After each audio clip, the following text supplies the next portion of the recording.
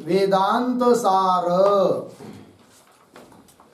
वेदांत सार ग्रंथ में पेज नंबर 120 और 120 पेज के ऊपर नीचे से तीसरी पंक्ति, नीचे से तीसरी पंक्ति में एक शब्द छोड़कर आया है, विशेषण विशेष भाव संबंध तू। मिल गया? यहां से चलेगा। तो बात यह चल रही है कि पीछे मतलब पेज नंबर 117 पर तत् और त्वम इन पदों का अर्थ बताया। तत्वमसि ये महावाक्य है और इस महावाक्य में घटकीभूत तत्पद और त्वम पद इनका शोधन किया, अर्थात इस इन पदों के अर्थों का निर्णय किया। अर्थात तत् और त्वम पद का वाच्यार्थ क्या है और तत् और त्वम पद का लक्षार्थ क्या है, इन सभी बातों का विवेचन किया। क्योंकि वाक्यार्थ ज्ञान होने में कारण होता है पदार्थ ज्ञान। पदों के अर्थों का ज्ञान रहेगा तभी वाक्यार्थ बोध होता है। तो वाक्य है तत्वमसि, उस तत्वमसि महावाक्य में घटकीभूत जो पद है तत् त्वम असि। अब इन पदों का अर्थ, एक एक पद का अर्थ मालूम रहेगा तभी वाक्यार्थ बोध होगा।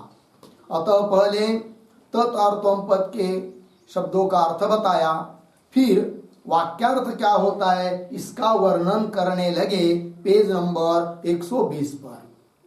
फिर कहा कि तत्वमसि इत्यादि वाक्य अखंडार्थ का बोधक है। अखंडार्थ का मतलब स्वगत सजाति विजातीय भेद से रहित निरुपाधिक शुद्ध चैतन्य तत्व, उसका बोध कराने वाला है। कौन? तत्वमसि ये महावाक्य। अब ये तत्वमसि महावाक्य जब अखंडार्थ का बोध कराता है तब उसके लिए सहायक के रूप में 3 संबंध बताए गए। और वो 3 संबंध कौन थे? एक तो था सामानाधिकरण्य संबंध, दूसरा था विशेषण विशेष भाव संबंध और तीसरा था लक्ष्य लक्षण भाव संबंध। और इन 3 संबंधों में जो पहला संबंध है सामानाधिकरण्य संबंध, वह 2 पदों का होता है। जैसे कि सोयम देवदत्त इस उदाहरण में सह और अयम इन 2 पदों का सामानाधिकरण्य है। और तत्वमसि इस महावाक्य में तत् और त्वम इन 2 पदों का सामानाधिकरण्य संबंध है। इस बात का विवेचन कल हुआ था।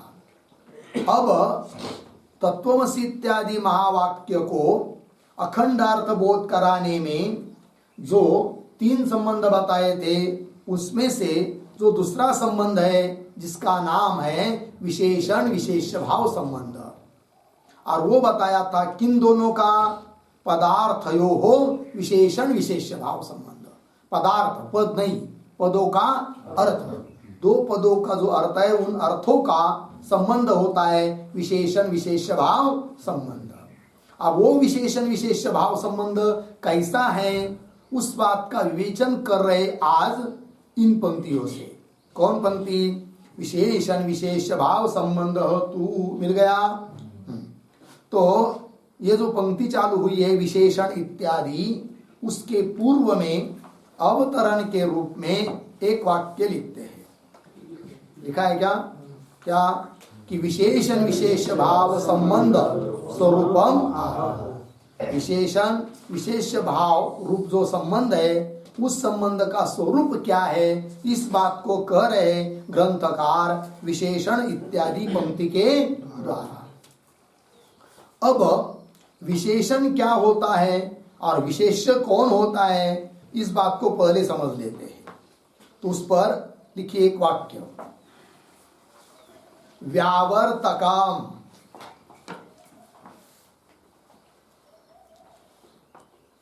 व्यावर्तकम बराबर इतर भेद ज्ञान जनकम। इतर भेद ज्ञान जनकम विशेषणम भवति।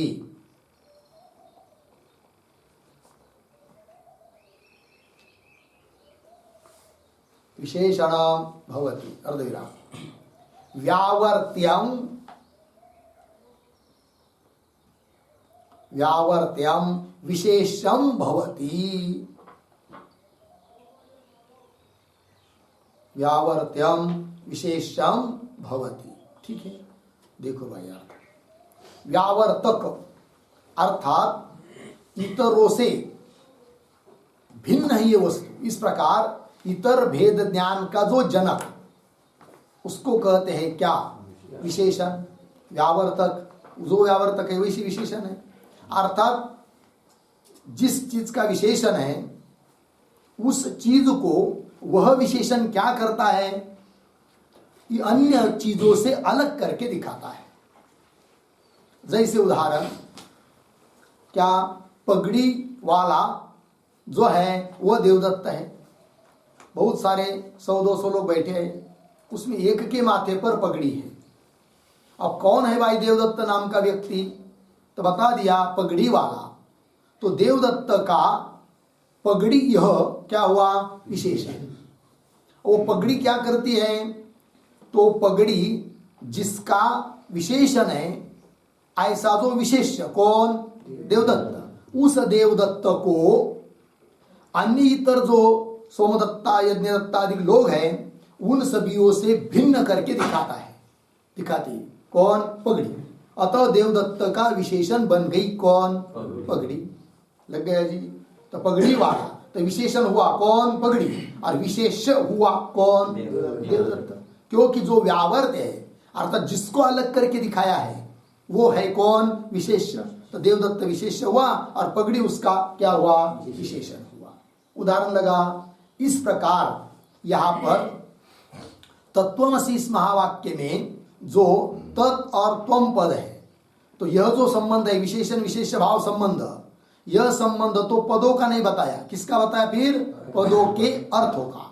तो तत्पद का अर्थ और त्वम पद का अर्थ, उन दो अर्थों में क्या संबंध है? विशेषण विशेष भाव संबंध है। वो कैसे? तो उस बात को समझने के लिए दृष्टांत में पहले समझना पड़ेगा। तो दृष्टांत है सोयम देवदत्त बराबर सह अयम देवदत्त। तो सह शब्द का अर्थ होता है तद्देश तत्काल विशिष्ट देवदत्त, बराबर है कि नहीं? तद्देश मतलब भूतकाल, सॉरी तद्देश तत्काल, तत्काल मतलब भूतकाल, तद्देश मतलब दूर का देश और तत्काल मतलब भूतकाल। तो तद्देश और तत्काल विशिष्ट देवदत्त, यह अर्थ हुआ स शब्द का।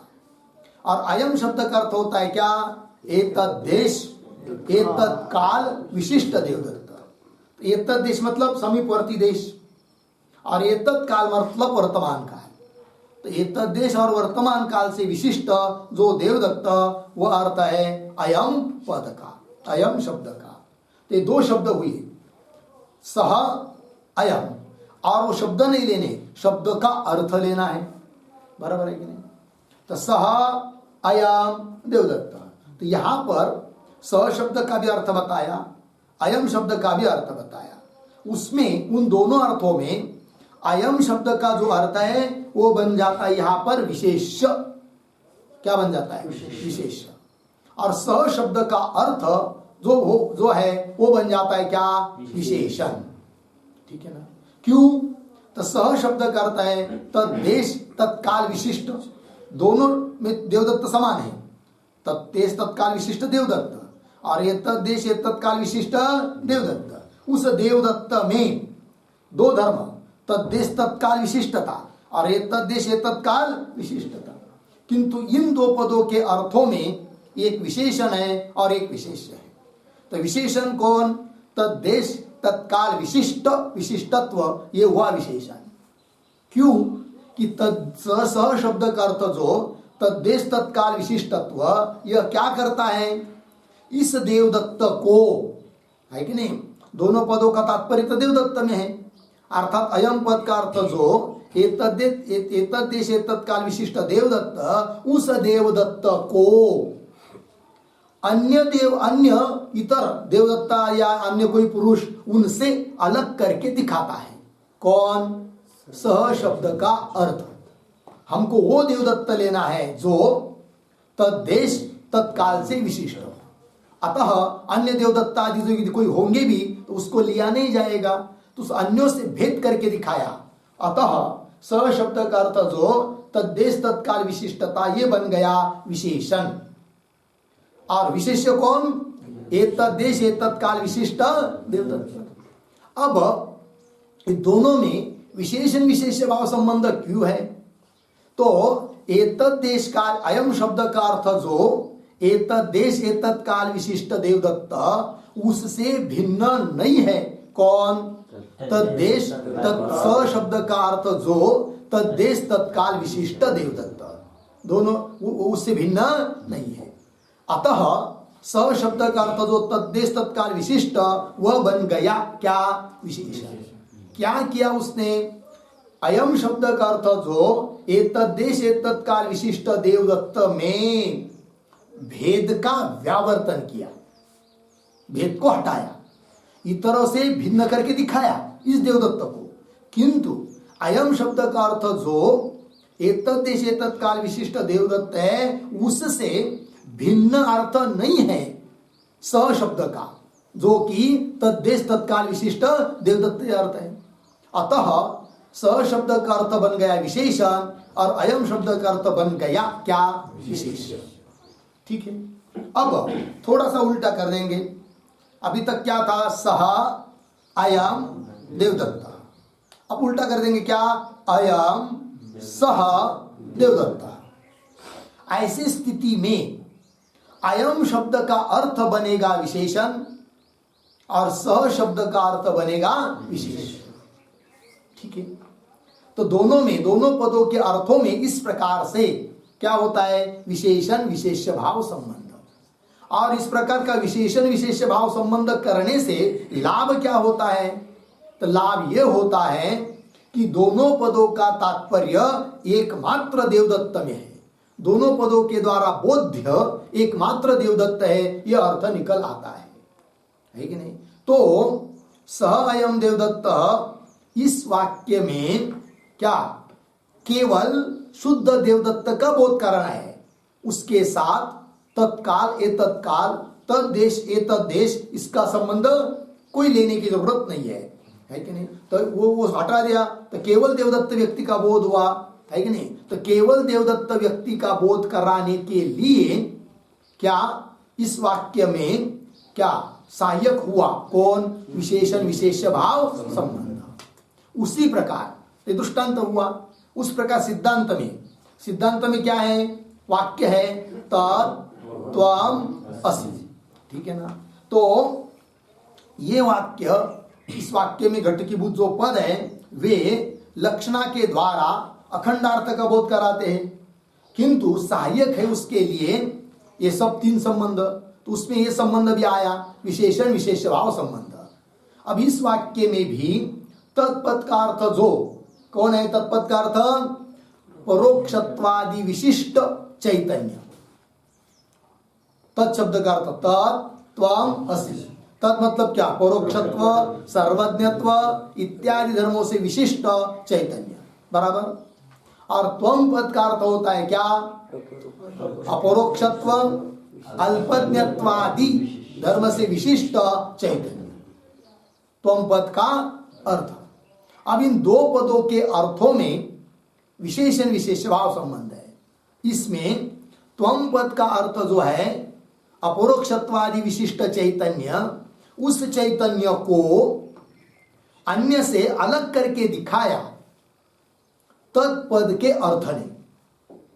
तत्पद का अर्थ जो है ना परोक्षत्व विशिष्ट, परोक्षत्वादि विशिष्ट चैतन्य, उसने क्या किया? अन्यों से अलग करके दिखाया त्वम पद के अर्थ को। अतः त्वम पद का अर्थ हुआ विशेष्य और तत्पद का अर्थ हुआ क्या? विशेषण। लग गया। और इससे पता क्या हुआ फिर? तो त्वम पद का जो अर्थ है उससे भिन्न नहीं है। कौन? तत्पद का अर्थ। अर्थात त्वम पद निष्ठ जो भेद, उस भेद का व्यावर्तक बन गया कौन? तत्पद का अर्थ।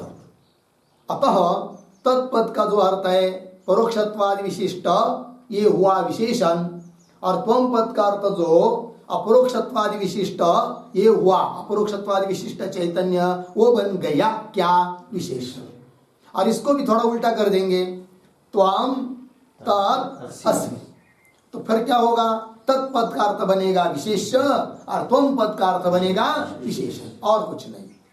कहने का तात्पर्य तत् और त्वम पद का जो अर्थ है उन दो अर्थों में विशेषण विशेष भाव संबंध है। बात स्पष्ट हो रही है? पंक्ति में देखिए अब, विशेषण विशेष भाव संबंध तू मिल गया। विशेषण विशेष भाव संबंध तो यथा, दृष्टांत में पहले बता रहे, यथा तत्र एव वाक्ये, तत्र एव वाक्ये, तत्र एव सोयम देवदत्तः इति वाक्ये, तत्र एव वाक्य में क्या लेना? सोयम देवदत्त। दृष्टांत यथा तत्र एव वाक्ये स शब्दार्थ सह अयम देवदत्त, ऐसा है कि नहीं? उसमें पहला शब्द कौन है? सह। तो स शब्द का अर्थ क्या? तो स शब्दार्थ तत्काल विशिष्ट देवदत्तस्य, स शब्द का अर्थ जो तत्काल विशिष्ट देवदत्त का अर्थ का, देवदत्त रूप अर्थ का। फिर आगे अयम शब्दार्थ, स अयम देवदत्त, उसमें अयम शब्द आया। अब अयम शब्द का अर्थ, अयम शब्दार्थ एतत्काल विशिष्ट देवदत्तस्य, अयम शब्द का अर्थ कौन? एतत्काल विशिष्ट देवदत्त का। तो तत् शब्द का अर्थ तत्काल विशिष्ट देवदत्त का, और अयम शब्द का अर्थ एतत्काल विशिष्ट देवदत्त का। ठीक है ना? च अन्योन्य भेद व्यावर्तकतया, परस्पर में जो भेद प्रतीत हो रहा था पहले, है कि नहीं? केवल स इतना ही लेंगे तो अर्थ होता है तद देश तत्काल विशिष्ट देवदत्त। फिर अयम शब्द इतना ही लेंगे तो एतद देश एतत्काल विशिष्ट देवदत्त। फिर मालूम पड़ रहा है ये स अलग है, अयम अलग अलग कर दिया, एक वाक्य में नहीं लेंगे तो दोनों का भेद प्रतीत हो रहा है। किंतु जब दोनों पदों के अर्थों का विशेषण विशेष भाव बनता है और एक वाक्य में वो पद आने से उन दोनों का सामानाधिकरण्य भी हो जाता है, सह अयम देवदत्त, तब उन दो पदों में जो अपना अपना अर्थ है उस अर्थ में जो परस्पर का भेद है उस भेद का व्यावर्तन हो जाता है, उस भेद का निराकरण हो जाता है। अर्थात दोनों पदों के अर्थों में कोई भेद नहीं है, क्योंकि विरुद्ध अंश का त्याग वो आगे के संबंध से आएगा, लक्ष्य लक्षण भाव संबंध से। तो तद्देश तत्काल, ये तद्देश ये तत्काल, इसको छोड़ दिया तो वही देवदत्त है कि जो तद्देश तत्काल विशिष्ट था, वही यह है जो कि एक तद्देश एक तत्काल से विशिष्ट है। ठीक है? पंक्ति को देखिए, विशेषण विशेष भाव संबंध तो यथा तत्र एव वाक्ये स शब्दार्थ तत्काल विशिष्ट देवदत्तस्य मिला। अयम शब्दार्थ, अयम शब्द का अर्थ एतत्काल विशिष्ट देवदत्तस्य च, इन दोनों का जो अन्योन्य भेद, अन्योन्य परस्पर, परस्पर में जो भेद प्रतीत हो रहा था, तो अन्योन्य भेद व्यावर्तकतया, उन दोनों का परस्पर में जो भेद प्रतीत हो रहा था उस भेद का व्यावर्तक होने के कारण, भेद का नाशक होने के कारण उन दो पदों के अर्थों में क्या है? विशेषण विशेष भाव संबंध है। तो भेद व्यावर्तकतया विशेषण विशेष भाव लग गया जी। तो क्या मालूम हुआ फिर? विशेषण विशेष भाव संबंध बनने से अयम शब्द का जो अर्थ है उससे भिन्न नहीं है। कौन? स शब्द का अर्थ। ठीक है, ये मालूम हुआ। और उसका उल्टा कर देंगे तो सह शब्द का जो अर्थ है उससे भिन्न नहीं है। कौन? अयम शब्द का अर्थ। तो भेद का व्यावर्तन हुआ, अतः इन दोनों पदों के अर्थों में बन गया क्या? विशेषण विशेष भाव लग गया अर्थ। चलिए, तथा, ये दृष्टांत में हुआ। तथा अत्र अपि, अत्रापि मतलब सिद्धांत में भी, तत्वमसि इत्यादि महावाक्य में भी। तथा अत्रापि वाक्ये तत्पदार्थ परोक्षत्वादि विशिष्ट चैतन्यस्य, तत्त्वम् असि, तीन पद है। तत्पद का अर्थ क्या? तत्पद का अर्थ है क्या? परोक्षत्वादि विशिष्ट चैतन्य। तत्पदार्थ परोक्षत्वादि विशिष्ट चैतन्य का, और त्वम पदार्थ, त्वम पद का अर्थ क्या, अपरोक्षत्वादि विशिष्ट चैतन्य का।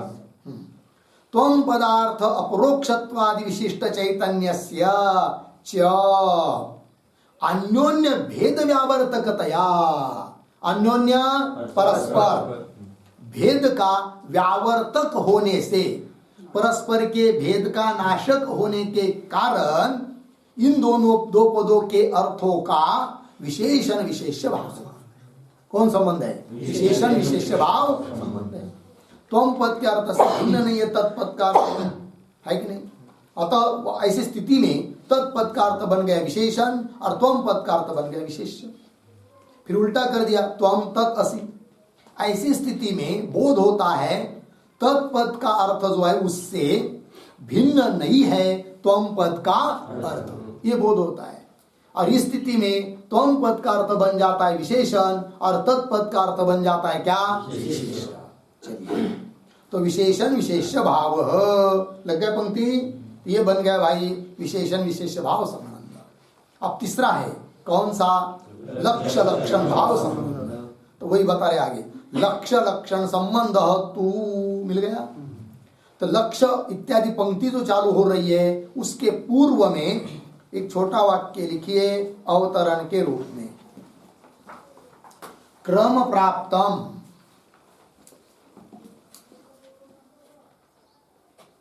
क्रम प्राप्तम लक्ष्य लक्षण भाव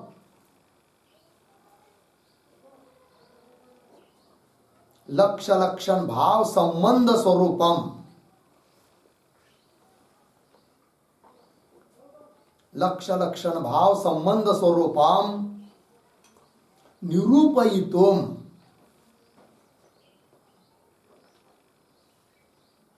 निरूपयितुम आह लक्ष्य इति। ठीक है, लक्ष्य इति। देखिए भाई, क्रम प्राप्त जो लक्ष्य लक्षण भाव संबंध है उसका स्वरूप निरूपण करने के लिए ग्रंथकार कह रहे हैं लक्ष्य लक्षण संबंधस्तु इत्यादि पंक्ति से मिला। पंक्ति को देखिए, लक्ष्य लक्षण संबंधस्तु यथा तत्र एव वाक्ये स शब्द अयम शब्दयोः तदर्थयोः वा विरुद्ध तत्काल एतत्काल विशिष्टत्व परित्यागेन अविरुद्ध देवदत्तेन सह लक्ष्य लक्षण भाव। मिल गया जी। देखो भाई, तो लक्ष्य लक्षण भाव संबंध, तो लक्ष्य अर्थ का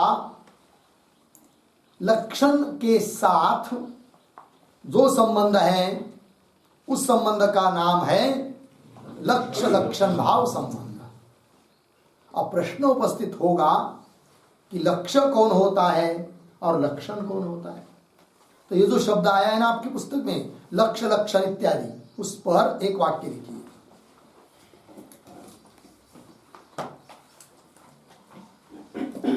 असाधारण धर्म,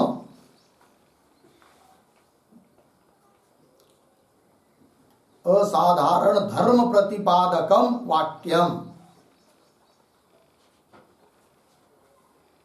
असाधारण धर्म प्रतिपादकम वाक्यम लक्षण वाक्यम, लक्षण वाक्यम अर्धविराम तत्प्रतिपाद्यम,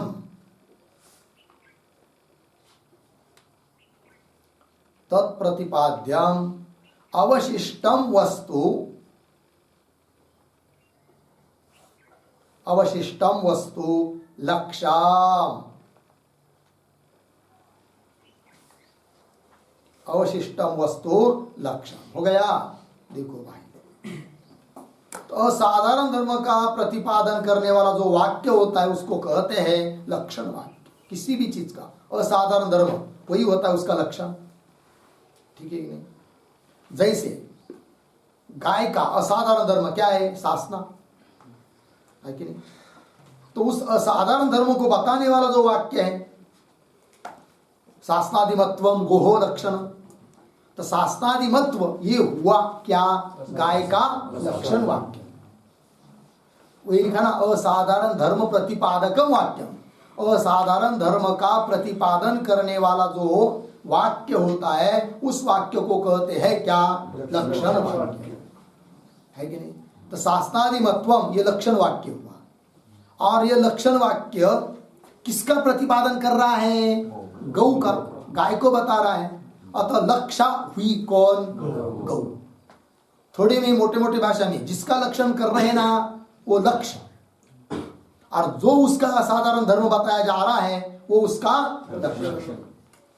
तो लक्षण वाक्य का और लक्ष्य अर्थ का, क्यों लक्षण का और लक्ष्य का जो संबंध है उसका नाम क्या? लक्ष्य लक्षण भाव संबंध।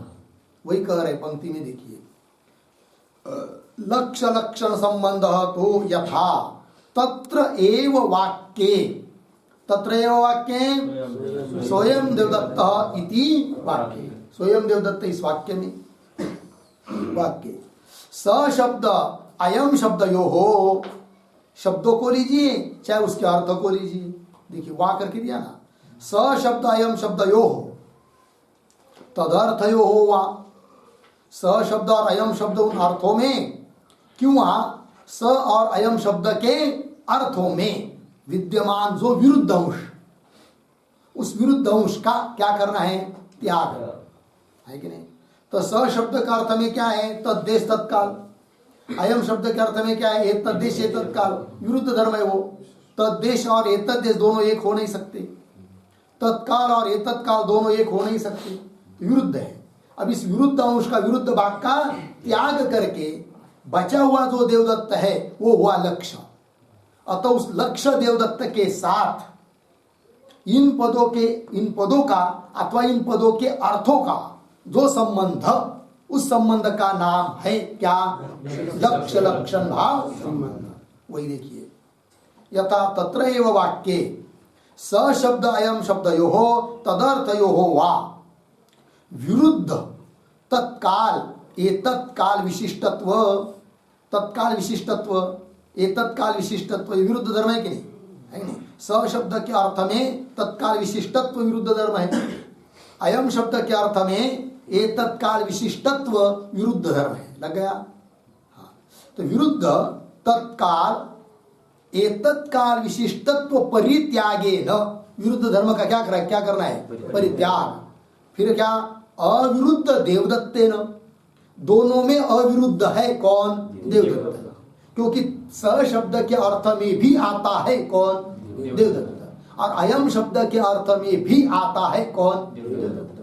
क्योंकि स शब्द का अर्थ क्या? तद्देश तत्काल विशिष्ट देवदत्त। अयम शब्द का अर्थ क्या? ये तद्देश तत्काल विशिष्ट देवदत्त। देवदत्त इधर भी है उधर भी है, अर्थात अविरुद्ध है। और तद्देश तत्काल केवल स शब्द के अर्थ में है, न कि अयम शब्द के अर्थ में।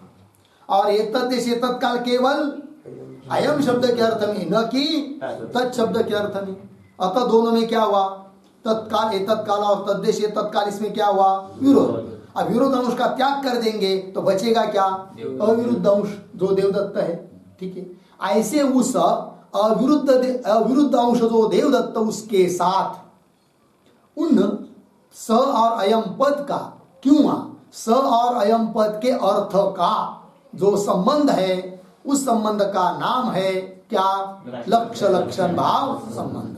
पंक्ति को देखिए, विरुद्ध तत्काले तत्काल विशिष्टत्व परित्यागे न अविरुद्ध देवदत्ते न स, अविरुद्ध ऐसे देवदत्त के साथ लक्ष्य लक्षण भाव। ठीक, तथा अत्रापि, तो दृष्टांत में बताया, अब सिद्धांत में घटा रहे। तो ये जो पंक्ति आ रही है तथा अत्रापि, उसके पूर्व में एक वाक्य लिखते हैं अवतरण के रूप में। लिखिए, उत्तम अर्थम, उत्तम अर्थम दार्ष्टान्तिके योजयति,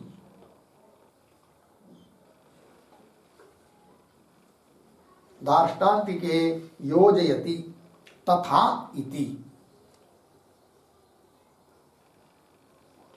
लग गया जी। वो कहा हुआ जो अर्थ अभी तक दृष्टांत में जो अर्थ बताया उस अर्थ को अब दाष्टान्त में जोड़ रहे हैं तथा इत्यादि पंक्ति के द्वारा। तो देखो भाई, तथा अत्रापि वाक्ये, अत्रापि वाक्ये तत्वमसि वाक्य, तत्वमसि वाक्य में तत्त्वं पदयोः तदर्थयोः वा अविरुद्ध, अविरुद्ध नहीं, विरुद्ध है ना, वा लिए ना, हाँ, विरुद्ध परोक्षत्व अपरोक्षत्वादि विशिष्टत्व परित्यागेन अविरुद्ध चैतन्येन सह लक्ष्य लक्षण भाव। मिल गया? पंक्ति को पुनः देखिए। तथा अत्रापि वाक्ये तत्वं पदयोः, तत् या त्वं पद को लीजिए, क्यों वा तदर्थयोः वा, तदर्थयोः, हाँ, तत्वं पद अर्थयोः है कि नहीं? तत्वं पद को लीजिए चाहे तत्वं पद के अर्थों को लीजिए। उन अर्थों में जो विरुद्ध अंश है उस विरुद्ध अंश का क्या करना? त्याग। वही करे तत्वं पदयो तदर्थयो वा विरुद्ध। क्या विरुद्ध है जी? परोक्षत्व अपरोक्षत्व। तत्पद के अर्थ में है कौन? परोक्षत्व। और त्वं पद के अर्थ में है क्या? अपरोक्षत्व। तो विरुद्ध परोक्षत्व अपरोक्षत्वादि विशिष्टत्व, परोक्षत्व विशिष्ट अपरोक्षत्व विशिष्ट अपरोक्षत्व विशिष्ट इतने भाग का, विरोधी भाग का त्याग। परोक्षत्व अपरोक्षत्वादि विशिष्टत्व परित्यागेन, विरोधी भाग का परित्याग करने से बचेगा जो कौन? अविरुद्ध अंश कौन? चैतन्य।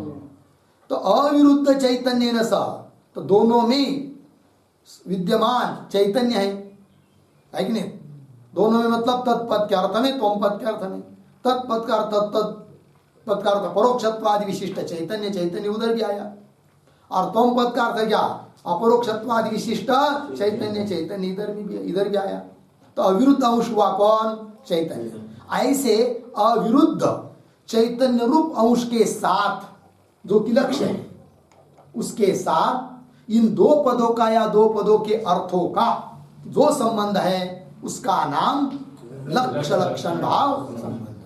वही कह रहे हैं विरुद्ध परोक्षत्व परोक्षत्वादि विशिष्टत्व परित्यागेन अविरुद्ध चैतन्येन सह, अविरुद्ध ऐसे चैतन्य के साथ लक्ष्य लक्षण भाव। क्या बन गया? लक्ष्य लक्षण भाव संबंध बन गया। ठीक है ना? इस पर एक वाक्य लिखिए, लक्ष्य लक्षण भाव आया ना। चलिए, अत्र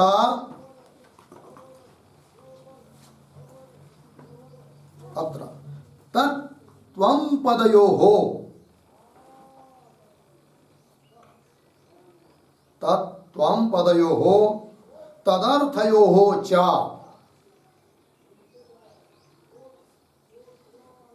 तदर्थयोः च त्यक्त विरुद्धांशयोः, त्यक्त विरुद्धांशयोः लक्षणत्वं भवति।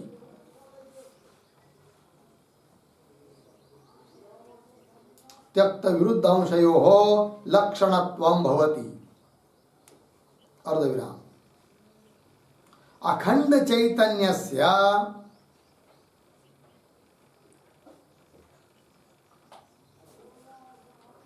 अखंड चैतन्यस्य लक्ष्यत्वं भवति। लक्ष्यत्वं भवति इति भाव। हो गया? चलिए व्यार्थ देखिए। अत्र तत्त्वं पदयो तदर्थयो वा, लेकिन कैसा तत् और त्वं पद अथवा कैसा तदर्थ, तो उन दोनों के लिए विशेषण आया एक शब्द कौन? त्यक्त विरुद्ध अंशयो।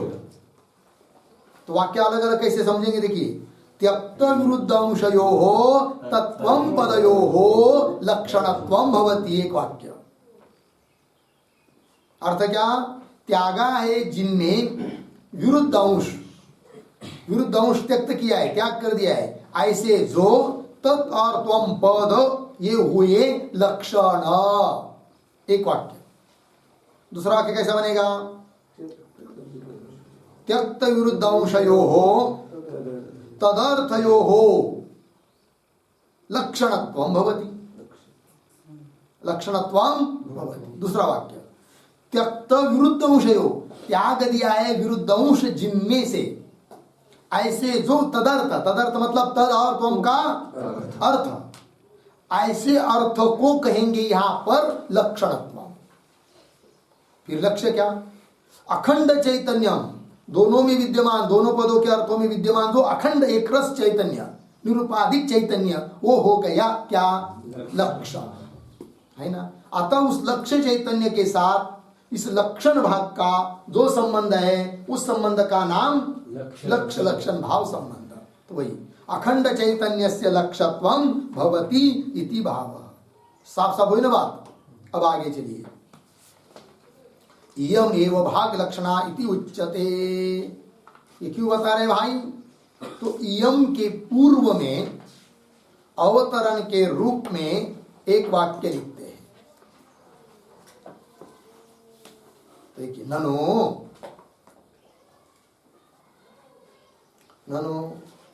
तत्वमस्यादि वाक्यानाम,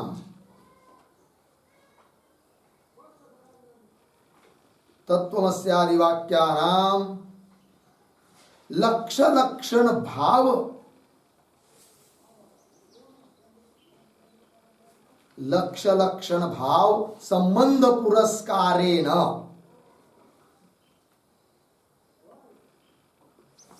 लक्ष्य लक्षण भाव संबंध पुरस्कारेण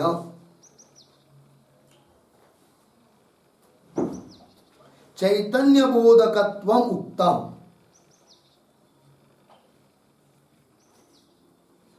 चैतन्य बोधकत्वम उक्तम अर्धविराम। अन्यत्र तु शास्त्रे, अन्यत्र तु शास्त्रे तेषां वाक्यानां, तेषां वाक्यानां भाग लक्षणया, भाग लक्षणया एव चैतन्य बोधकत्वं, चैतन्य बोधकत्वं प्रतिपाद्यते।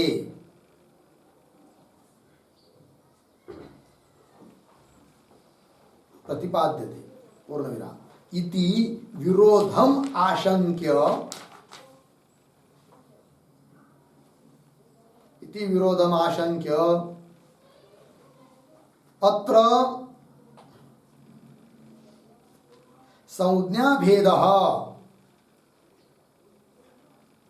संज्ञा भेदः अर्धविराम न वस्तु भेदः,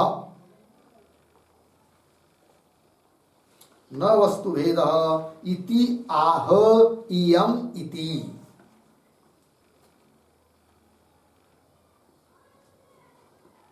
इति आह इयम इति।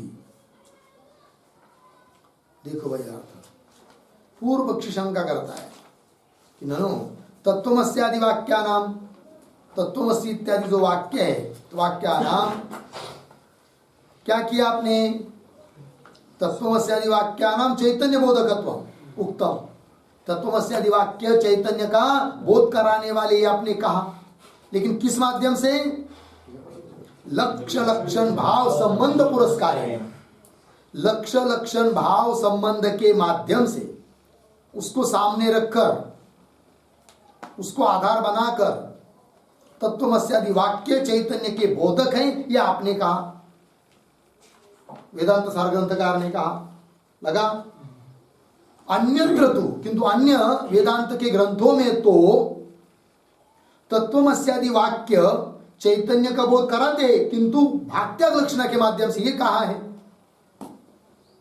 अर्थात हे वेदांत सार ग्रंथ के कर्ता पुरुष, तुम्हारे कथन में और अन्य वेदांत शास्त्र, वेदांत के ग्रंथों में क्या आ रहा है? विरोध। क्योंकि तुम क्या कह रहे हो? तत्वमस्यादि वाक्य लक्ष्य लक्षण भाव संबंध के माध्यम से चैतन्य के बोधक है, अखंड एक रस चैतन्य के बोधक है। और अन्य वेदांत ग्रंथ क्या कहते हैं? तत्वमस्यादि वाक्य भाग लक्षणा के द्वारा अखंड एक रस चैतन्य के बोधक है। अर्थात तुम अलग कर रहे हो, वो अलग कर रहे, तो विरोध हुआ कि नहीं? ये शंका किसी को हो सकती है। तो इस प्रकार की शंका यदि किसी को होती है तो उत्तर दे रहे भाई, तो कोई ऐसी शंका करने की जरूरत नहीं है, क्योंकि हमारे यहां केवल संज्ञा का भेद है, वस्तु का भेद नहीं है। अर्थात अन्य ग्रंथकार जो कह रहे हैं कि भागत्याग लक्षणा के द्वारा महावाक्य अखंड एक रस चैतन्य का बोध कराते हैं, उसी महावाक्य उसी भागत्याग लक्षणा को हमने कह दिया क्या? लक्ष्य लक्षण भाव संबंध। बस अंतर इतना ही है, शब्द का भेद है, अर्थ का नहीं। क्योंकि हमको भी लक्ष्य लक्षण भाव संबंध बनाने के लिए क्या करना पड़ रहा है? विरुद्ध अंश का परित्याग करना पड़ रहा है। और भागत्याग लक्षण जहां की जाती है वहां पर भी क्या किया जाता है? विरुद्ध अंश का परित्याग किया जाता है। अतः केवल संज्ञा का भेद है, अर्थ का भेद नहीं। ये कह रहे ग्रंथकार इयम इत्यादि पंक्ति के द्वारा। जैसे कि घट होता है कि नहीं, उसको कोई घट कहता है, कोई कलश कहता है, कोई मटका कहता है। तो शब्द का भेद है, अर्थ का भेद नहीं। उस प्रकार आइए फिर मूल में, इयम एव भाग लक्षणा इति उच्यते। लग गया जी? तो इयम इत्यादि आया ना, उस पर एक वाक्य इयम। इयम मतलब जद लक्षणा एव, जद अजल लक्षणा एव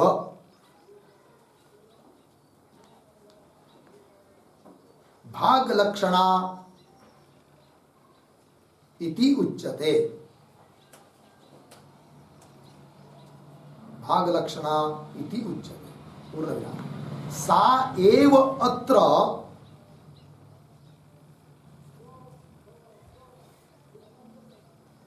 सा एव अत्र लक्ष्य लक्षण भाव शब्देन लक्ष्य लक्षण भाव शब्देन उच्यते इत्यर्थः।